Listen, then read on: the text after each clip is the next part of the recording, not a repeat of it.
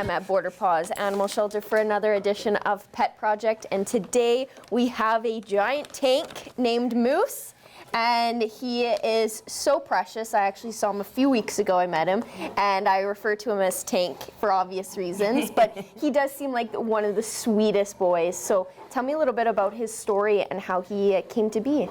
Yeah, so he was a surrender. Nothing of his fault or the owners. It's just, it just wasn't the right timing for them. Basically, things changed in their life that they couldn't keep him because he is quite a big boy. So yeah, he's about 6 years old. It's kind of, I think, maybe a Mastiff Dane mix. We're not really 100% sure. Lab, maybe. But he's a big boy anyway, so he's very sweet. He lived with toddlers and babies before, so we know that he is good with children. I guess he's dog selective. He likes some of the dogs here. Yeah, so he likes some of the dogs here, but he doesn't really like cats from what we've noticed. So we're thinking, if you have a dog, it would have to be, you'd have to bring it down and we do an introduction and see how it goes. Cats, though, it sounds like he likes to chase them, so that would probably be a no-go. But yeah, he's really good with kids. A lot of the volunteers that come in, a lot of the youngins walk him with their parents, and they've had no issues. He does have a bit of joint issues right now. It's given with any big breed, right, that you're gonna have that. So yeah, thank you to everybody who has been sending us joint and hip supplements for him, because he does also have allergies. So he has chicken allergies, so he would have to be on like beef or turkey, duck, that kind of thing, fish. But yeah, he's a great boy. He's very sweet. I mean, don't let the size fool you. He's a big suck. Usually that's the case with a lot of large dogs. They may look scary, but they're actually, the sweetest when it gets down to it. So that's gentle awesome. Giants. Which is great. How long has he been here? Do you know? It's been a good couple of months now, right? So I'd say, yeah, about 2, possibly 3 months now. That doesn't seem too bad in the grand scheme of things. Now, with the rest of the animals, have you seen a lot of intake? How many animals do you still have here? And are you still getting, the strays season?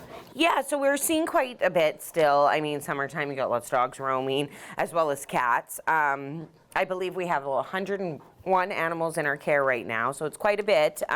Luckily, fosters have really helped us out there. But yeah, we're still seeing kittens all the time, as well as puppies. I know we're quite full with puppies, and from the sounds of it, every rescue is quite full with puppies. We actually managed to get rid of all of ours. We've only got a couple left in care, but give it another week or two, I'm sure we'll have more. A whole new litter of puppies and then kittens coming in. I saw a few last week and stuff.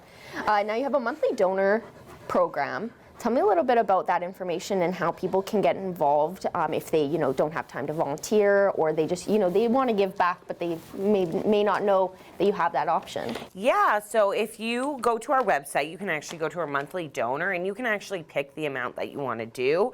I mean, even if you only want to give a couple bucks, you can give a couple bucks, or if you want to give a higher amount, anything over 20, you will get a tax receipt each month.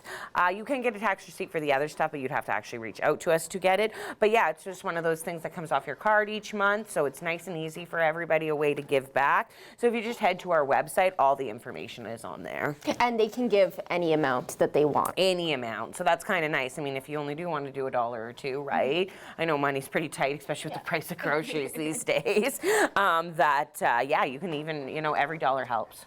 So if you just want to do $1, $5, 20, whatever works, right? Like I said, every little amount helps. So. Which is perfect and very much needed for sure, especially with the amount of animals that you have and continue to have every single day. Now, on top of that, with it being so full, are there any specific donations that you're in need of? Again, just always food. I mean, I was always saying kitten and puppy food, but adult food as well, adult dog, adults. If anybody has any food that has like not beef in it, I mean, we can always use that for Moose. He eats quite a bit, seeing his size, so he just needs something that food with beef or turkey, duck, salmon, that kind of thing. So if anybody would love to donate a bag of that, we could definitely use it for this big guy.